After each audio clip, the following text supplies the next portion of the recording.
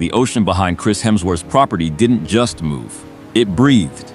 That was the only way to describe it. The long, slow pull of the Pacific at low tide, drawing back across the sand before returning like something that had made a decision. He had bought this stretch of Malibu coastline 4 years ago. Not for the view, not for the property value, not for anything his business manager Derek Holt had outlined in the acquisition brief. He bought it because the sound was the same as home. Because when the water moved like that, heavy and unhurried, it reminded him of the beaches outside Byron Bay, and Byron Bay reminded him of James. James Donovan had been his closest friend for 11 years.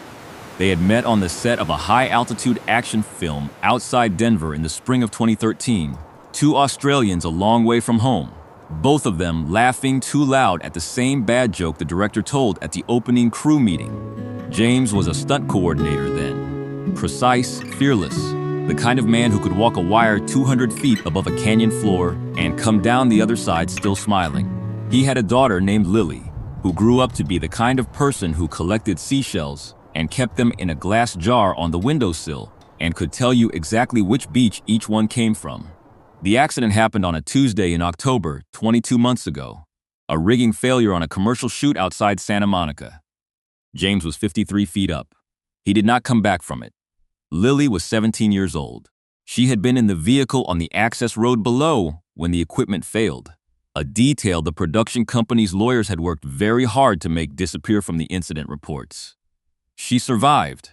Her spine did not survive intact. The doctors in Los Angeles used words like incomplete injury and functional recovery potential. What they meant, stripped of the careful language, was this: Lily Donovan could feel her legs. She simply could no longer make them obey. Chris had been there when her mother, Nora Donovan, received the prognosis at Cedar Sinai. He had sat in the corridor outside the consultation room for 4 hours, wearing a faded gray hoodie and a baseball cap pulled low, looking like any other exhausted man who had nowhere else to be. He had made a promise to James at the funeral, the kind of promise that doesn't need to be spoken aloud, because some things are already understood. So he brought them here, to the house on the water. He converted the East Wing into a private care suite, sourced the finest pediatric rehabilitation specialists he could find, built a therapy pool that the physio team described as better equipped than most clinical facilities. He funded Lily's entire treatment program through a private trust. He did it without a press release, without a publicist's blessing, without Derek Holt's approval, which Derek reminded him of approximately twice a week. None of it was working. That was the part nobody told you about grief in someone young. You could rebuild the environment. You could fund the treatment.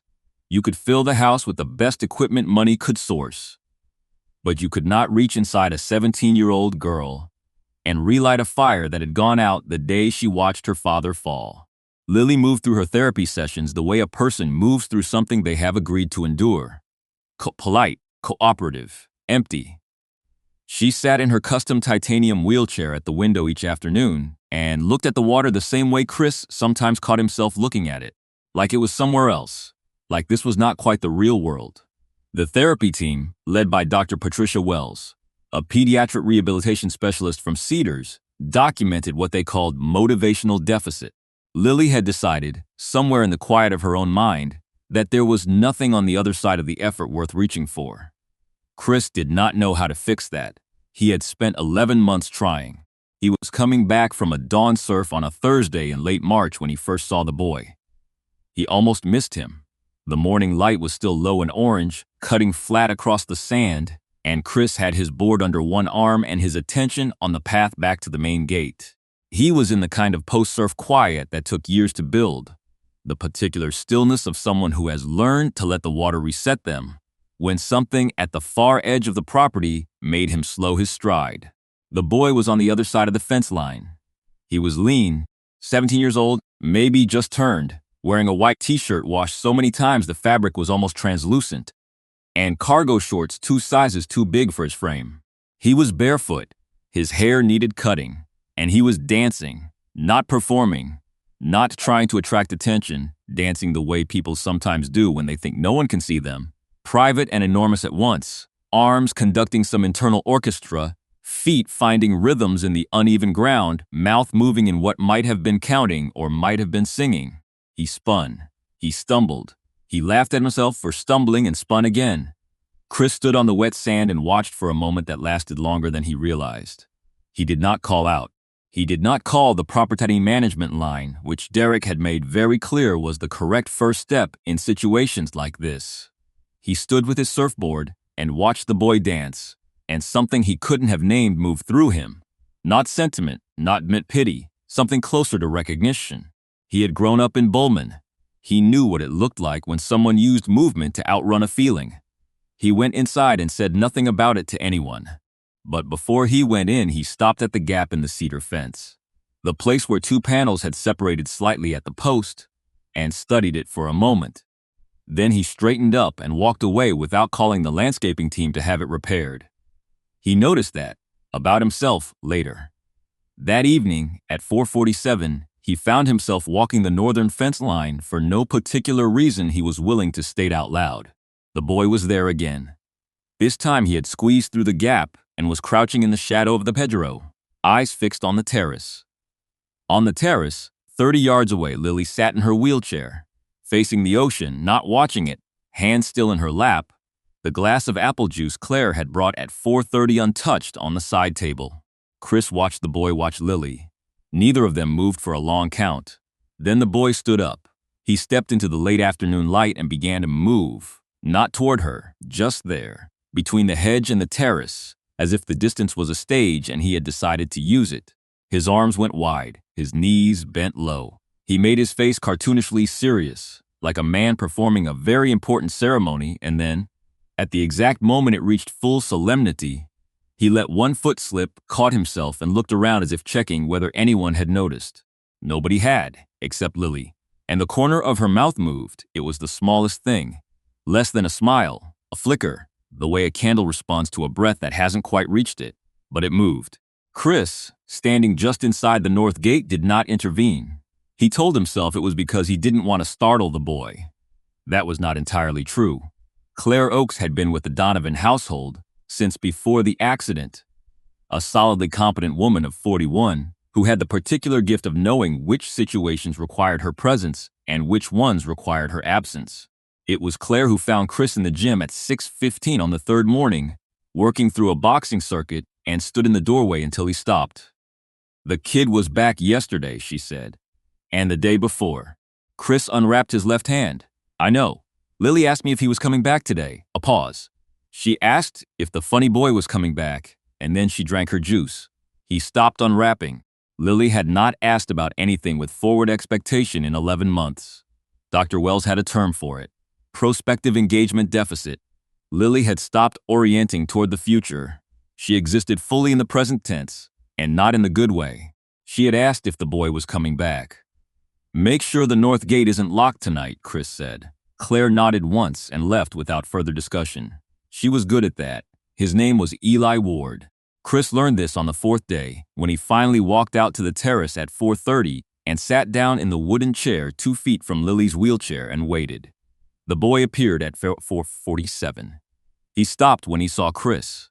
The calculation that crossed his face was fast and practiced, the particular speed of someone who has learned to read adult reactions the way some people read weather. He was measuring whether to run. Chris did not stand up. He stayed in the wooden chair with his forearms on his knees, steady, not threatening, not welcoming yet, just present. "What's your name?" he asked. "Ellie." A pause. "Ward." Another. "Is she okay?" Chris glanced at Lily. Her knuckles were pale on the armrests. Her eyes were alive. "She's been waiting for you," he said. Something careful that Eli had been carrying went slightly loose in his face. "You eat today?" A longer pause. "No." Chris stood up, walked to the French doors, called for Claire. He came back and sat down and looked at the water. Eli stood where he was for another moment. Then he walked to the terrace, pulled out the other chair without asking, and sat down. He lifted one eyebrow very slowly, let it hang there, then let the other one rise to match it, until his face had achieved an expression of absolute theatrical alarm. Lily laughed. 3 seconds, maybe 4. But it was full, the kind of sound that comes from the belly, not the throat. Claire, coming through the French doors with a plate of sandwiches, stopped in the doorway. Her face went still. Chris kept his eyes on the water, but you could see, if you were watching, the way his right hand, resting on the arm of his chair, closed slowly into a fist and then opened again. Just that, just the one movement. Over the next 2 weeks, Eli Ward became a fixture of 4:30 in the afternoon. He arrived through the north gate, left unlatched now by Claire with the practiced casualness of someone who had never been asked to do this and was simply doing it. And he went to the terrace, and he performed. He was not a trained dancer. What he did was not technique. It was something harder to teach, the capacity to use his body as a direct expression of whatever was moving through him, without the self-consciousness that most people develop around age 12 and never fully recover from. He danced like a person who had never been told that movement required an audience's approval. He made Lily laugh every day. But that was not the part that mattered. What mattered, what Dr. Wells began documenting with increasing urgency, was what happened after the laughter. Lily started talking more, not to the therapy team, to Eli. Long, rambling conversations about seashells and the specific colors of the ocean and whether crows were smarter than most adults. A debate Eli engaged with total seriousness, citing his observations of crows managing the dumpsters behind a Santa Monica restaurant with what he described as genuine strategic planning. She started reaching for things, reaching for the juice glass without waiting for Claire, reaching for Eli's arm when he surprised her, reaching, and one afternoon, 17 days after Eli Ward first appeared, she reached for her own wheels. Chris was watching from the kitchen window when Lily put both hands on the push rims and moved herself, under her own power, 3 feet closer to where Eli was dancing. 3 feet, a specific distance, a decision. He set his glass down on the counter very carefully. Eli stopped mid-movement. He looked at what she had done. His face did something that was not a performance. The first time Chris had watched him, that the boy forgot to perform. He just looked at Lily with his mouth slightly open, then looked up at the kitchen window where Chris was standing, and something passed between them that did not require words. But there was something else Chris did that afternoon. Dr. Wells had left her clinical notes on the kitchen table. A printed session summary, 6 pages. Chris picked it up while the kettle boiled and read it the way he sometimes read a difficult scene, not skimming, actually going somewhere inside it. He stopped at page 4 at a paragraph about motivational neural pathway suppression. He set it down. He watched Lily for another 30 seconds, then said quietly to no one, "She needs to want to move before she can move. The body follows the want." When Dr. Wells arrived the following morning and found a 3-line handwritten note on top of her folder, she read it twice. Then she revised her session plan for the week. When she finally mentioned it to Claire, she said only, "That observation was clinically precise. Where did it come from?" Claire looked out the window. "I honestly couldn't tell you. Derek Holt arrived on a Friday morning in a black SUV with tinted windows and the particular expression of a man who had already decided the outcome of the conversation he was about to have. Derek had managed Chris's public profile and business affairs for 7 years. He was competent, well-connected, and constitutionally unable to let anything exist outside a calculation of how it would play in a headline. He was also, beneath all of that, fundamentally decent, which was why the conversation that followed was worse than if he had simply been a villain. "Paparazzi got a long lens shot from the beach access road," Derek said. "It's not published yet. It will be. I need to know what's happening here before someone else decides what the story is. The story is that a kid comes here in the afternoons and makes Lily laugh. And where does he come from? He doesn't have a fixed address. His mother passed when he was 6. He's been moving around the Malibu and Santa Monica corridor for 8 months." Chris watched Derek process this. He's smart, he's kind, and he makes Lily behave like a child instead of a patient. So I'd appreciate it if the conversation about optics waited until I figured out a more important conversation. What conversation is that? What I'm going to do for him? Derek looked at him. He had known Chris for 7 years and knew the particular tone of that sentence, the flat, declarative calm of someone who has already decided something and is informing you of it rather than consulting you. He had heard it 3 times in 7 years. All 3 times it had resulted in something Derek initially opposed and later had to admit was correct. He walked to the window.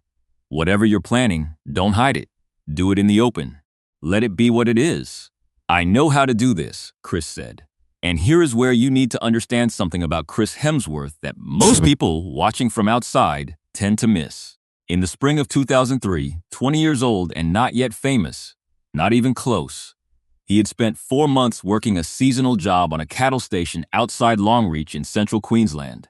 The work was physical and unglamorous, and the pay was barely enough to cover what he owed on his share of the rent back in Melbourne. He was between auditions that hadn't gone anywhere and a sense of his own future that was, at best, approximate. There was a moment during those 4 months. A Thursday afternoon, temperatures above 100, covered in red dust in a way that had long since stopped feeling like something you could wash off. When he sat on a fence post and genuinely could not calculate a reason to continue driving towards something that showed no signs of meeting him halfway, it was not dramatic. It was just a stillness, the kind you sit inside when your reserves are gone and you're not sure what comes after that. What came after it for him was a conviction he had never been able to fully articulate but had lived by ever since. That the people who pull you toward the future are worth everything you have to give. Not because they save you from something. Because they remind you that the future exists. James Donovan had been that for him for 11 years. Eli Ward was that for Lily. He understood, with the particular clarity of someone who has sat on that fence post, what he was looking at. He talked to Eli on a Sunday evening after Lily had been wheeled inside for dinner. Eli sat on the top step with his shoes, canvas, worn through at both big toes, placed neatly beside him. He always did this, the particular orderliness of someone who has very few possessions and keeps them with great care. Where did you sleep last night? Parking structure on PCH. 3rd floor. Security doesn't check until 6. You have anyone? Anyone at all? My aunt's in Phoenix. He stopped. She's doing her best. I want you to stay here, Chris said. Not as a guest. As someone who lives here. You'd have a room, meals, school enrollment. He stopped himself from saying the word he was about to say because he had learned that some things need to be offered without the weight of the label. You'd have people. Eli's face went very still. Why? He said. It was the right question, the one that separated a real offer from a transaction. Because you came here every day for 3 weeks, you didn't ask for anything. You didn't take anything. You just showed up and gave Lily something I couldn't give her, and nobody in this house could give her. And that kind of person. He stopped again. That's not something you walk away from. Eli looked at the ocean for a long time. The lights on the water moved. Okay, he said finally, very quiet. Almost a question at first, and then again with more weight. Okay. He moved in that Tuesday with $11 and a backpack containing 3 shirts, 1 pair of jeans, a composition notebook half filled with arithmetic problems, and a glass jar holding 9 seashells he had collected from 3 different beaches. He placed the jar on the windowsill of the east-facing bedroom on the 2nd floor and stood looking at it before he went downstairs. Lily was in the hallway. She had moved her wheelchair from the therapy room to the foot of the stairs on her own. 40 feet, witch doctor. Wells later described as the most significant spontaneous engagement behavior observed in 11 months of treatment. Your room is upstairs? Lily asked. Yeah. Mine's on the ground floor because of the chair.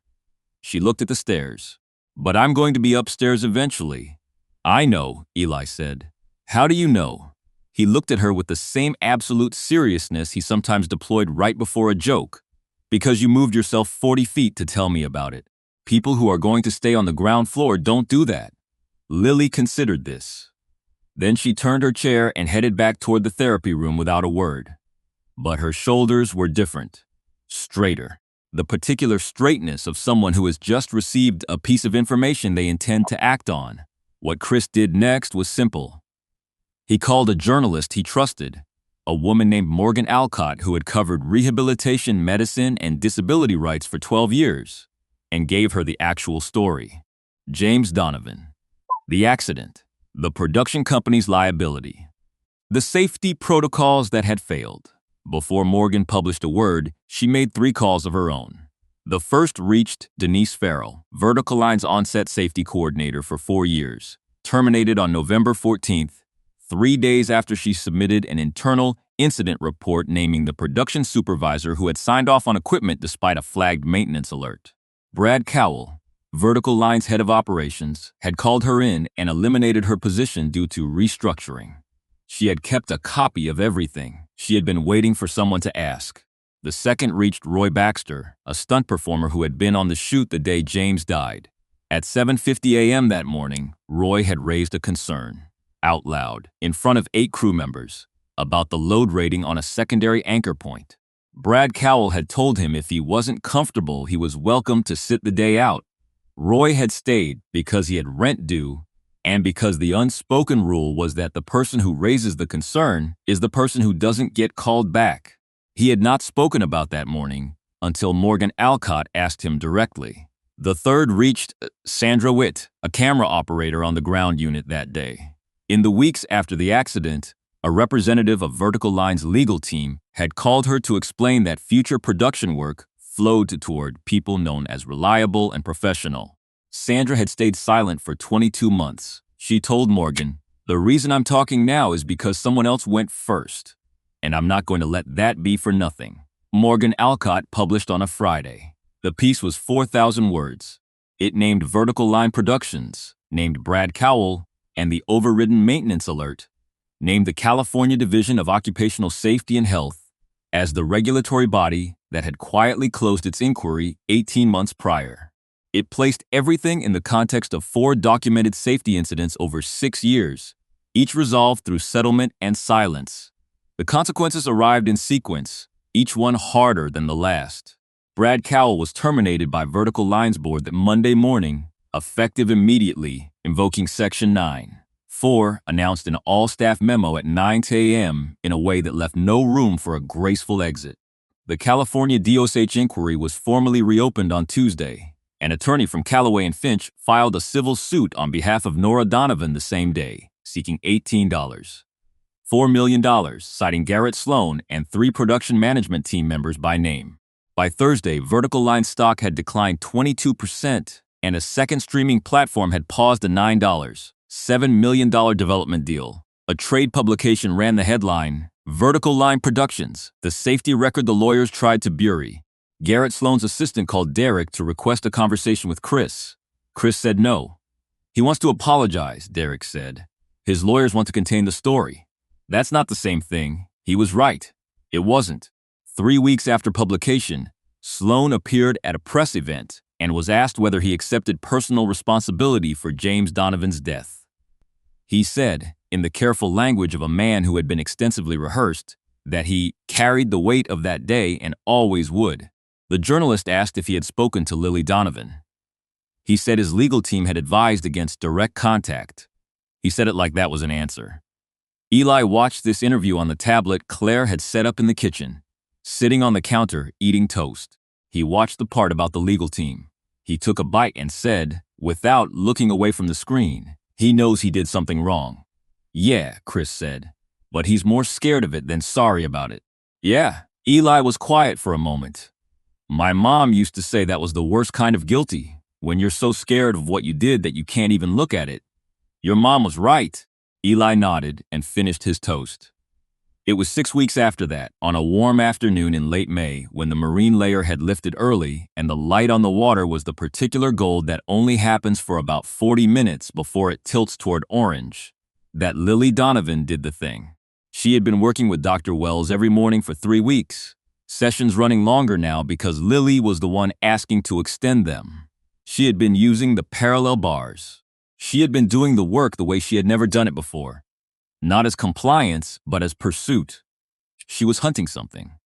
On this particular afternoon, Eli was doing what he called the slow-motion walk, moving across the flagstones as if time itself had become resistant, a performance that typically ended with him tripping over nothing and falling in a manner that suggested genuine surprise at gravity. Lily watched from her wheelchair, laughing already, anticipating it. He got to the far end of the terrace and turned around. "Your turn," he said. Half joke, full sincerity. Lily looked at him. She looked at the parallel bars moved out for the afternoon session. She looked at the 20 feet between them. She put her hands on the armrests. Dr. Wells went completely still. Claire heard the change in the outdoor sounds and came to the window. Chris, at the north end of the terrace, did not move. Lily pushed herself up. Her arms shook. Her jaw set. She rose from the chair, not fully upright but elevated, weight transfer kneefring, and took one step. Her foot came down on the flagstone with a sound so specific and deliberate that everyone who heard it would remember it for the rest of their lives. One step. She swayed. She caught the wheelchair arm. She did not fall. Eli crossed the terrace in 4 fast strides and held out his hand, not grabbing, just offering, the way you offer a hand to someone who has done something extraordinary and deserves to decide what to do next. Lily took it. Her fingers closed around his. She stood, not fully, not the way it would look in 6 months, but she was upright, weight-bearing, her feet on the ground. She was going to learn to trust again. 3 seconds. 5, 7. She counted under her breath. Chris could see her lips moving. Then she sat back into the chair. The silence lasted 1 full breath, then Eli threw both arms up, spinning on the flagstones with the uncomplicated joy of someone who has never learned to contain good things when they arrive. Lily put her face in her hands. When she looked up, her eyes were wet and her expression was the precise opposite of the one she had worn, looking at the ocean for 11 months. She was looking forward. At something. Dr. Wells wrote a single line in her clinical notes. Motivational deficit resolved. Treatment trajectory revised upward. Recommend accelerated PT protocol. That evening, Chris sat on the terrace steps after everyone had gone inside. Eli came out and sat beside him. They were quiet for a while. My dad used to sit outside in the evenings, Eli said. Not to Chris specifically, just to the air. I don't actually remember it. My aunt told me. Chris let the sentence be what it was. Is she going to be okay? Eli asked. Lily, she's going to be more than okay. She proved that this afternoon. Eli was quiet. I didn't do anything. I just danced around. You gave her something to dance toward, Chris said. That's not nothing. That's everything. Eli turned and looked at him with the direct appraisal that some people never lose, the kind that doesn't look away. What did James give you? He asked. The question landed with the clean, unguarded accuracy of someone who doesn't yet know that some things are too precise to ask. Chris held it without looking away. The same thing, he said. They sat in the blue light until the stars came out over the water. That silence had a different quality than all the silences that had come before it. It was not the silence of loss. It was the silence of something beginning. In the months that followed, the house on the Malibu coast stopped being the place where Lily Donovan went to be kept and became the place where Lily Donovan lived. She enrolled in the independent study program 3 miles north along Pacific Coast Highway. By September, she was walking the length of the hallway, 18 meters, in exactly 19 steps, with a forearm crutch, no assistance, and an expression of absolute concentration that left no room for doubt. Eli enrolled in the same school. On his first math test, he scored 98 out of 100. He made friends with an ease that suggested he had never truly not known how to, just never had the stable ground to do it from. He kept a jar of seashells on the windowsill and added to it over time. He and Lily collecting on weekend mornings when the tide was out, cataloging each shell with the seriousness of scientists and the enthusiasm of people who understand that small things accumulate into something worth having. Garrett Sloane settled the civil suit in August, a settlement Morgan Alcott described, citing legal sources, as the largest out-of-court resolution in California entertainment industry liability law in 7 years. His statement used the word accountability twice and the word sorry not at all. Chris read it once and did not read it again. Derek Holt sent a bottle of wine in September, a good Napa Red, and a card that said, in his typically economical way, "You were right. I was wrong. Don't make too much of this." Chris put the card in the kitchen drawer where he kept things that mattered. On a Friday evening in October, 13 months after James Donovan died, Nora Donovan came for dinner. Chris cooked a standing rib roast that took 3 hours and filled the house with a smell that made Eli, doing homework at the counter, look up every 20 minutes and exhale with an expression of complete anticipation.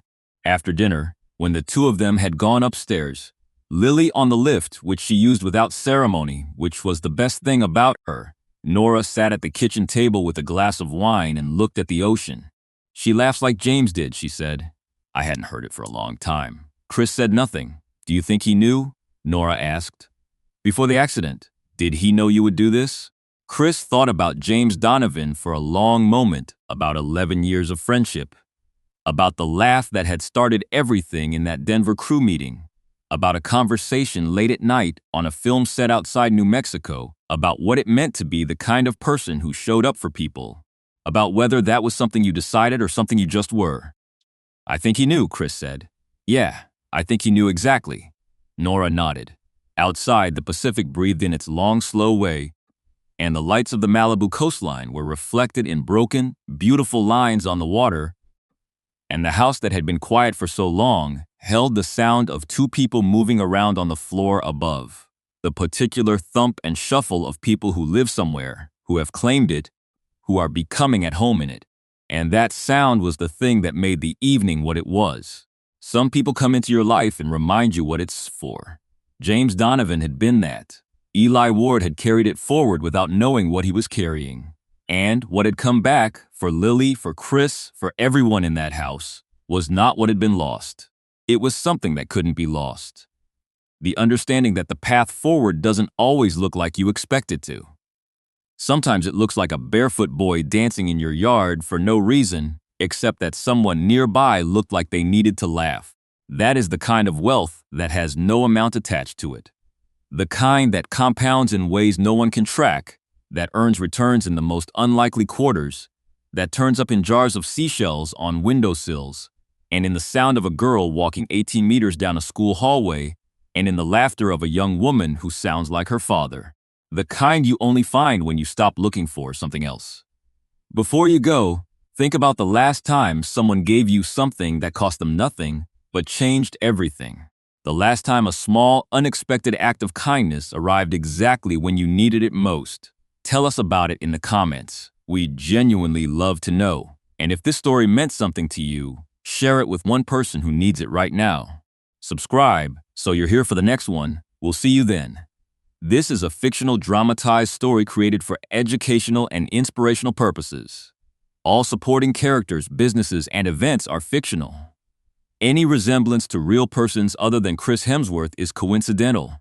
Narration is AI assisted.